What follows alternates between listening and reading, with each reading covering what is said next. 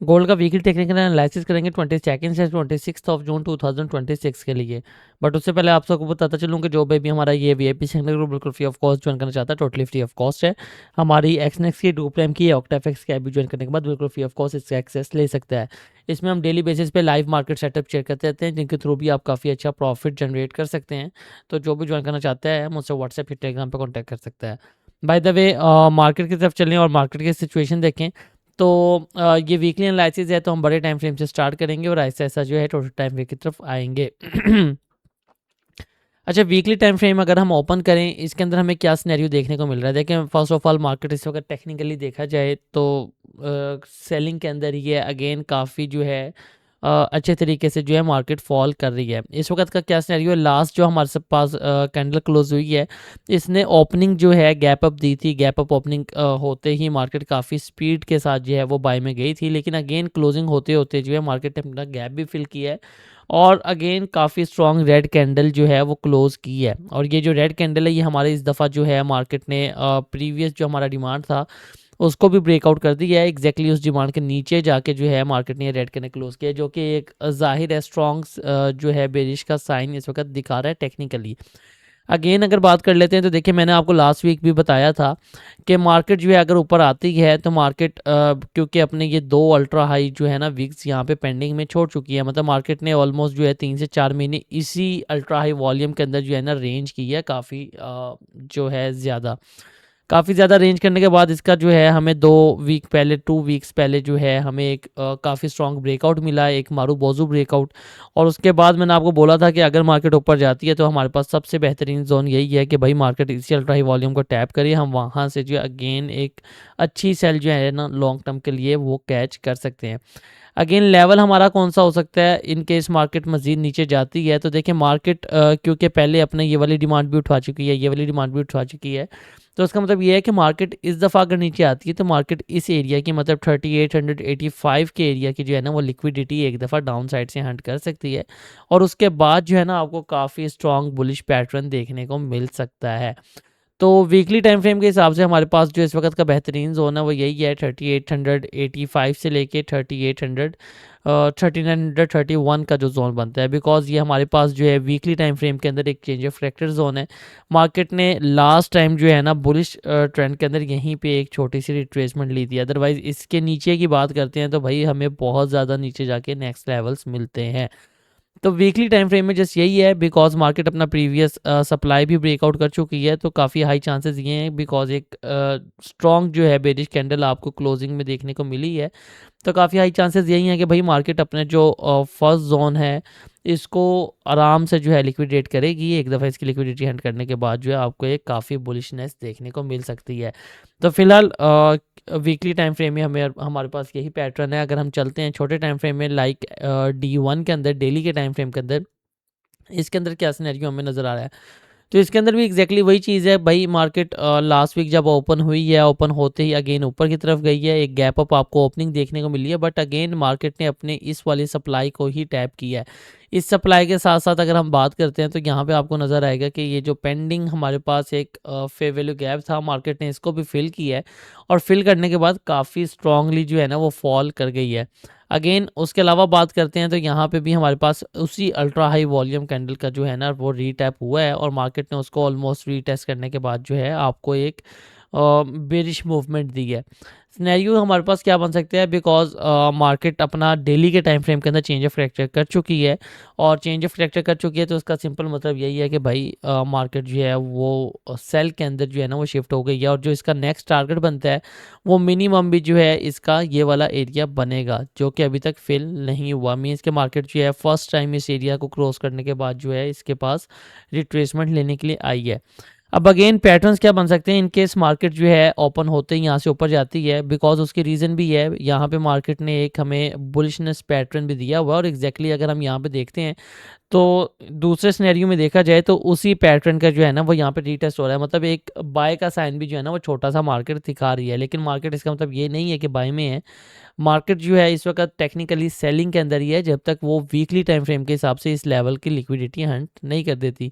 और अगर इसकी लिक्विडिटी हंट करने के बाद जो है मार्केट इसके अंदर क्लोजिंग देती है और हमें एक जो है रिजेक्शन देखने को मिलती है, देन ही हम जो है मार्केट में बाइंग देख सकते हैं। लेकिन इन केस मार्केट यहाँ से जो है अपना गोल्डन जोन पिक करके अगेन ऊपर की तरफ जाती है, तो हमारे पास जो इस वक्त बेहतरीन जोन निकल के आ रहा है सेलिंग का, वो ये वाला जोन है जो कि अभी तक पेंडिंग में पड़ा हुआ है। अगर हम यहाँ पे नोट करते हैं तो भाई मार्केट ऑलरेडी जो है चेंज ऑफ फैक्टर यहाँ पे कर चुकी है। चेंज ऑफ फैक्टर करने के बाद लेवल 1 से जो है ना हमें एक बुलिश पैटर्न देखने को मिला है।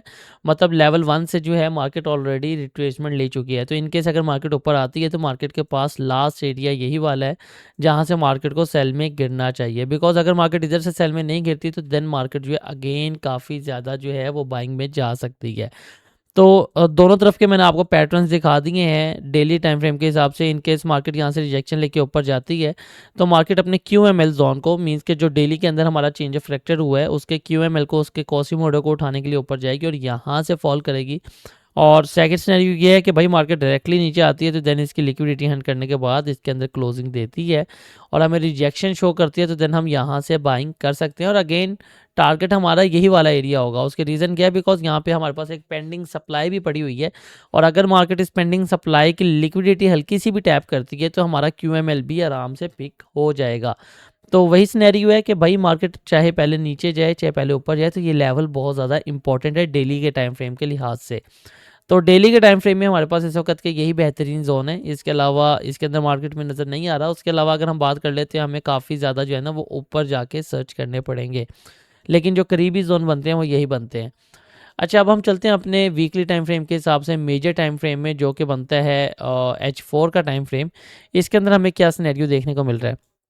देखें, इसके अंदर अगेन हम हमेशा की तरह अपनी ट्रेंड लाइन स्ट्रेटजी का यूज़ करेंगे। अगर हम ट्रेंड लाइन यूज़ करते हैं तो यहाँ पे जो है ना आपको एक काफ़ी स्ट्रॉन्ग एक ट्रेंड लाइन देखने को मिलेगी जिसको मार्केट जो है ना लगातार टैप करती हुई मूव कर रही है। लगातार यहाँ से जो है 2 से 3 दफ़ा जो है मार्केट रिजेक्शन ले चुकी है एक हाई वॉल्यूम कैंडल के साथ। ठीक है, अगर आप इधर देखें तो ये 2 रिजेक्शन है, यहाँ पे थर्ड टाइम मार्केट रिजेक्शन ली है और इस दफ़ा जो है फोर्थ टाइम भी मार्केट यहाँ पे खड़ी है। और अगर इसके अलावा दूसरा सिनेरियो देखते हैं तो मार्केट ने इसको टैप करते ही जो है ना आपको एक बुलिश पैटर्न भी क्रिएट करके दिया है, जो कि अगेन छोटे टाइम फ्रेम के हिसाब से जो है ना बुलिश का साइन दिखा रहा है। तो ये जो हमारे पास 2 कैंडल्स हैं, ये वाले 2 कैंडलस्टिक पैटर्न हमारे पास क्रिएट हुआ पड़ा है और एग्जैक्टली ये बुलिशनेस साइन है। तो मार्केट यहाँ से जो है ना एक चांस है कि भाई मार्केट क्योंकि अपने ट्रेंड लाइन को भी टैप कर चुकी है और एक रिजेक्शन भी हमें काफ़ी अच्छी देखने को मिल चुकी है, तो मार्केट यहाँ से अगर ऊपर जाती है तो रिट्रेसमेंट यहाँ से हमें देखने को मिल सकती है।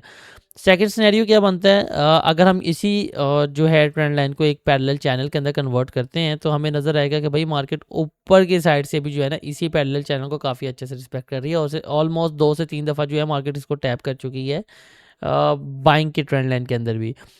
अच्छा, ट्रेड हमने कैसे पिक करनी है, ट्रेड हमने कैसे करनी है, अगर हम उसकी बात कर लेते हैं तो देखें, फर्स्ट ऑफ ऑल हम अपने बाइंग का लेवल निकालते हैं कि अपना टारगेट एरिया निकालते हैं कि अगर मार्केट नीचे जाती है तो हमारा टारगेट क्या होना चाहिए। देखिए, मार्केट ने जो फर्स्ट रिजेक्शन ली है ना वो एग्जैक्टली ली है इस एरिया से। अगर मैं इसको ड्रॉ करता हूँ तो ये एरिया बनता है। ठीक है, और ये एरिया कौन सा है, अगर हम इसकी बात कर लें तो यहाँ पे आपको नज़र आएगा कि भाई प्रीवियस टाइम जब हिस्ट्री के अंदर अगर हम देखते हैं तो यहाँ पे जो है ना मार्केट बहुत ज़्यादा लिक्विडिटी जो है वो क्रिएट करके गई थी। पहले यहाँ पे हमें लिक्विडिटी देखने को मिली, उसके बाद हमें यहाँ पे लिक्विडिटी देखने को मिली जो कि इस दफ़ा हंट हो चुकी है और मार्केट यहाँ से हंट करने के बाद हमें काफ़ी अच्छा रिवॉर्ड दे चुकी है।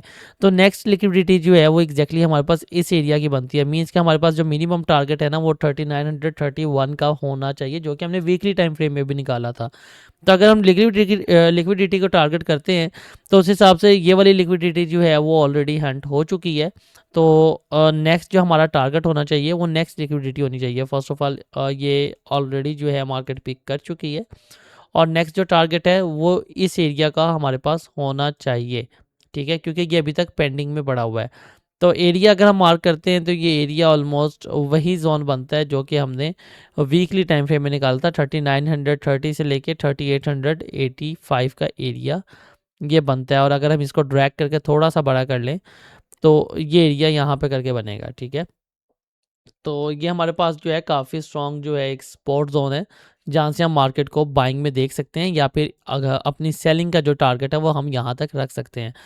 अगेन दूसरी बात कर लेते हैं कि बाइंग के अंदर टारगेट हमारे पास क्या हो सकता है। तो देखें, फर्स्ट ऑफ ऑल हमारे पास जो बेहतरीन टारगेट है ना, वो है ये वाला एरिया, ठीक है। यहाँ पे एक पेंडिंग सप्लाई मार्केट में क्रिएट हुई पड़ी है H4 के टाइम फ्रेम के हिसाब से, और अगर मार्केट यहाँ पे आती है तो हमें काफ़ी स्ट्रॉन्ग जो है यहाँ पे रिजेक्शन देखने को मिल सकती है। लेकिन इससे पहले जो है ना, हमारे पास एक ऑर्डर ब्लॉक भी है पेंडिंग, जहाँ जिसको जो है मार्केट ने अभी तक फिल नहीं किया।